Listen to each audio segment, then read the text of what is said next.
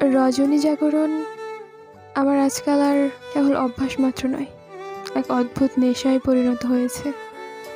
নিশীথের নীরবতা, চাঁদের নরম আলো আর নিস্তব্ধ চারপাশে ইহাদের মধ্যে এক রহস্যময় আকর্ষণ রহিয়াছে, যাহা আমার হৃদয়কে বাঁধিয়া রাখে।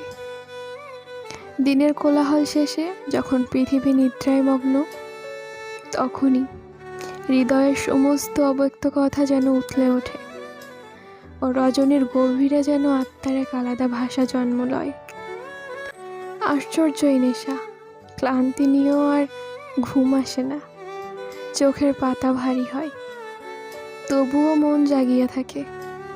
কে জানে কাহার অপেক্ষায়, না বলা অনুভব আর এক ফোঁটা বিষণ্ণতা সকলে মিশিয়া গিয়েছে এই নিঃসঙ্গ রজনীতে।